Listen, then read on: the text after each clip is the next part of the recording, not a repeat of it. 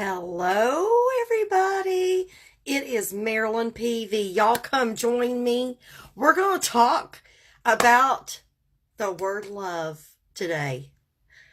Yes, y'all come join in and say hello. My name is Marilyn Peavy, and I am a makeup and skincare entrepreneur. And I like coming on here and teaching the mature women about their makeup and how to apply it. But today I'm doing something totally off the wall because Valentine's is around the corner, you guys. So I'm going to tell y'all 5 love languages that's best relationship hacks.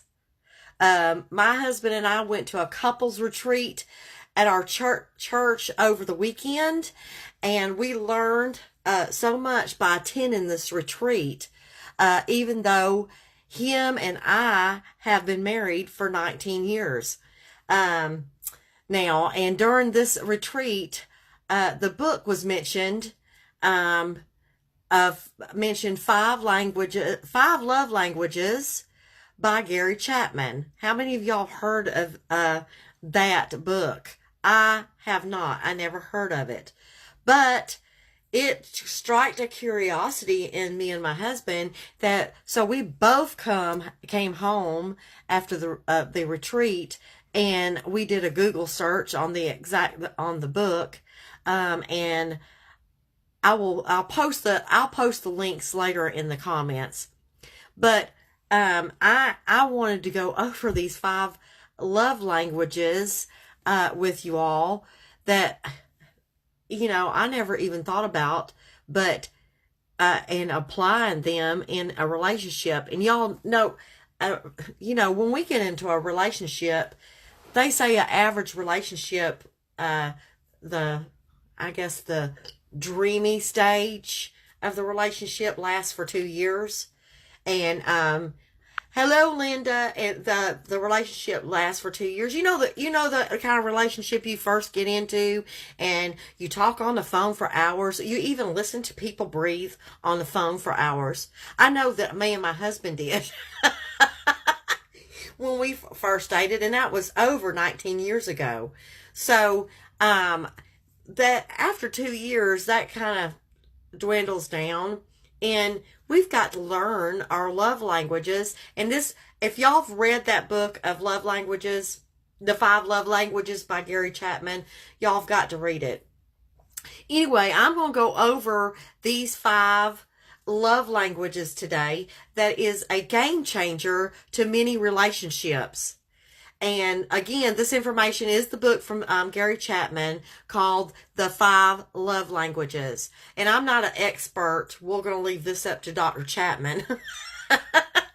But since Valentine's Day is just around the corner and everyone is thinking about love and their relationships and maybe even date night, so I wanted to do this live on the 5 love languages that what I have learned. And so let's find out, and let's dig deep into this, find out why it is important to find out you and your partner's love language, and go into more details in how you speak that language and what not to do, and that could really damage your relationship.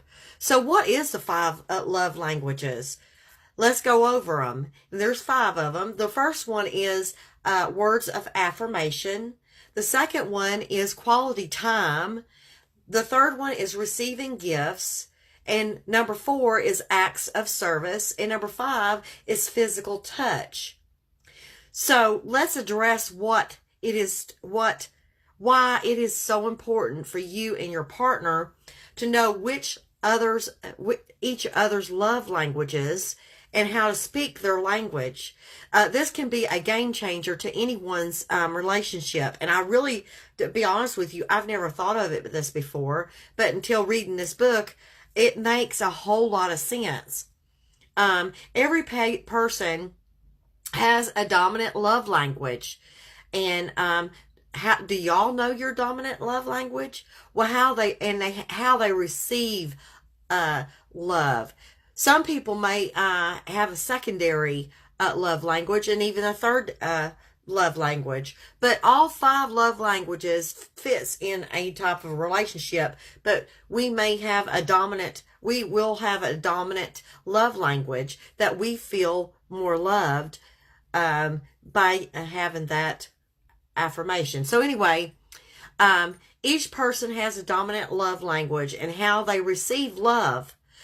Some people may have a secondary form, like I said, and I'll tell you what, I will post a quiz after this live down in the comments below that you can go take and find out what your dominant love language is out of the 5. And get your partner involved and let them take the quiz too. You might be surprised. I took the quiz and I was totally blown away because I thought my love language was one of the other ones, and it ended up being that mine was physical touch. And that was number 1, and number 2 was quality time, and number 3 was receiving gifts. Receiving gifts I had on the bottom of my totem pole. I did. So dominant.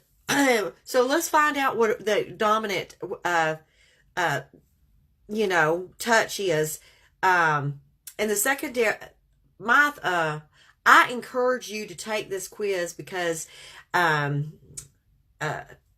you might be surprised, really, truly, you might be surprised of what you find out about yourself and even your partner. After thinking about the results when I took this quiz, and I must agree by the dominant physical touch was my dominant nature, and not even thinking about it, because I'm going to tell you the story. Me and my husband went to the couples retreat over the weekend, and in church during the couples retreat, a few of the couples that was in the retreat, and let me tell you, there was over 150 couples at this retreat. It was awesome at my church. But during the retreat, 2 couples got saved, as I know of, and they went down and accepted Christ. But on Sunday, this happened on Friday, and then on Sunday, one of the couples got baptized on Sunday morning service.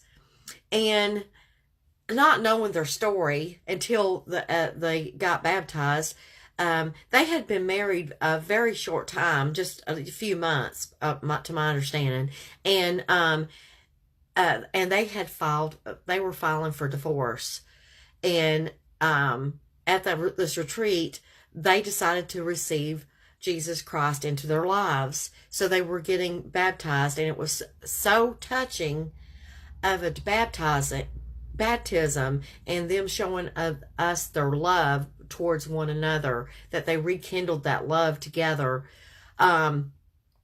It brought me to tears, and it brought my husband to tears, even though he didn't want to show it, but he did. I was blubbering like a little baby. I mean, really. And all of a sudden, he reached down and grabbed my hand and held it. And I felt so loved at that moment in time, that when he did that, after thinking about that quiz, when I thought it was wrong, it probably was. It is right, because I think my dominant love language is physical attraction. So, anyway, physical touch, not attraction. Let me get it right. I can't even talk. So you can appreciate the love in all of 5 of the languages, like I said earlier, but everyone has a dominant form to where they feel more loved. Your partner may have a different feel than you. Your partner may have, for instance, the words of affirmation Okay. And I like the physical touch. Well, most people, most couples just tend to get stuck in what they like and not what the other partner likes. That we always, you know, if I like physical touch, I'm always wanting to touch and feel my husband. Well, maybe he may not like that. Maybe his is words of affirmation. So you've got to give your partner their dominant language, love language that they are more dominant with. So I'm going to explain each love language to you, and it might be apparent what your love language might be once I read it to you. And I would love to know what you think your love language is in the comments below. And I would also love to know if you take the quiz or not, and find out what your dominant love language is in the comments below too. So if y'all will take time and comment below what your love language, what you think your love language is, and if you go take that quiz, comment what the quiz told you. I would be interested to know. All right, so let's go over these love languages. The first one was words of affirmation. So I want y'all to post a 1 if you think this is you. This could be a written confirmation, a text message, spoken like verbally, an email, even a love letter, compliments. Here's the deal breaker. I'm going to explain to you what each love language is and what the deal breaker would be on each one. So the deal breaker, if you cursed at that person, called someone a name, sent hateful text messages to your partner, or even used words that was hurtful, verbal abusive, this could be a deal breaker, and this could really damage your relationship. Number 2 is quality time. Quality time, I want y'all to post a 2 if you think this might be you. This is spending time together. And this is my number 2 on my list. This is spending time together, date nights, focus on the one-on-one time together. Even if you have to go get a babysitter, you guys, I know you young mothers might have problems getting a babysitter, but even trying to get a babysitter so you can have one-on-one. Don't take the kids with you. But anyway, it might be traveling. Me and my husband likes to go camping and spend one-on-one time together. Take a course together. Over the weekend, me and my husband did take that. We went to the couples retreat. He didn't want to, but he ended up enjoying it afterwards. He did, so he gave into my love language there. Is excuse me. Like the couples retreat, for instance, or doing something at the church together. You stay connected with one another. But here's the deal breaker on that. For this love language. So if you ignored the person, or avoid the person, or didn't prioritize that one-on-one time together, always coming up with excuses not to have that one-on-one time together, and y'all had an ex-husband that did that a lot. Your partner will take it as a serious insult, and they weren't worth your time. So if your partner's dominant love language is quality time, take it from me. Make that time for your partner. It really does matter. All right. So love language number 3 is receiving gifts. So post a 3 down in the comments if you think this might be you. And this is, receiving gifts. This is obvious, right? So It can be like things like chocolates, flowers, clothing, music. Just gifts that has a thought behind it. But ladies, let's not get bent out of shape. If your husband or your partner uh, goes and asks your friend for help to choosing something out, that I know some women that gets bent out of shape when they go, their partner goes and asks for help. It's because they want to please you. It's not because they just don't have time for you, or they're not thinking about you. It's because they want to please you for it. So that's why they ask for help. But so they don't want to the gift that they give you as a disappointment. So these are making them feel special in certain occasions, like Valentine's, your birthday, big life events. Make sure that they feel valued, so you can give them a token of appreciation.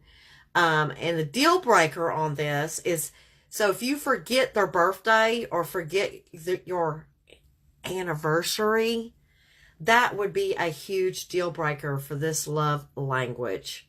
It sure would. My husband almost forgot my birthday one year, and I will not let him live it down. Anyway, so number 4 on the list is acts of service. And I want y'all to post a 4 if you think this might be you. Doing the laundry, going to the grocery store, taking the kids to daycare, scrubbing the toilets, washing the dishes, or putting the kids to bed, or even putting the dishes away, even taking the garbage out. Anything in the lines of helping you out is the act of service. At the end of the day, this person feels more loved when you go out of the way to do something that you don't have to do. But the deal breaker is so if you don't pitch in and you're sitting there watching TV and putting your feet up and not doing anything to help out with daily chores, this person may not feel valued. It's or extremely unloved or cared for. So that is number 4. So number 5 is what my dominant one is, which is physical touch. So if you think this is you, post a 5 in the comments below. If you feel this might be you, this isn't about physical intimacy. But this is a big part of it, okay? It could mean as simple giving a hug, a kiss on the cheek, snuggling, holding their hand, just like my husband held my hand at church, wrapping their arms around your neck while you're at church or a movie, even caressing the back of your neck, or caressing their hair. If this is your partner's love language, avoid intimacy or really damaging to your relationship is physical abuse or touching inappropriately that gives your partner a discomfort. That's the deal breaker. And this can be damaging to a relationship and irreparable. Okay? So those are the 5 love languages explained to you and what the deal breaker is on those 5. So here is where wires can get crossed. For instance, my husband's dominant love language may be acts of service. And he is out mowing the grass, doing things in the lawn, being outside all day. And here is my dominant love language is physical touch. And he's spending the afternoon outside, and I'm spending my time indoors feeling lonely and unloved, not talked to. When it only takes 2 minutes to give someone a hug, or myself, put myself in his shoes, his acts of service of me going outside and simply carrying him a glass of water because it's hot outside, right? When you're out mowing the grass. I mean, I'm assuming we're talking about summertime because that's when we mow the grass, is when it starts getting warmer outside. So even simple acts like that, that's what he likes. And I like that simple hug. So taking a few minutes out of your time and thinking of your partner's love language would help your relationship out. So it only takes 5 minutes. So this is where you have to be so much aware of your partner's love language. So I encourage you to take that quiz, and I'll post that quiz link down below. Is to Gary Chapman's link. And he has a free quiz on there, so you can take this quiz. Even though you might prefer something different, your partner may appreciate it, but it's not necessary that their number one way that they feel loved and feel valued in the relationship. Just like my number two is that I like to spend quality time. So you can list all 5, but just remember the dominant one that I like, what I like, as number one. That's when I feel more loved. And what is interesting in all this, we don't have to know our love language for just our partner. How about your kids' love language? Your coworkers, your best friend, even your parents. If we would apply these love languages to all our relationships, can you imagine how things may seem like how to deal with that difficult coworker, for instance? So again, I'll put the link in the comments below for you to take that quiz, and I want to hear from you if this helped you and your partner. And I encourage you all to go read the 5 Love Languages by Gary Chapman. It was very helpful to me. Even though we've been married 19 years, I didn't know his love language, and he didn't know mine. I would love for you to share my video out if you feel this might be of interest to you or help anyone else. I would appreciate it. And if y'all like this video, give me a like or a heart.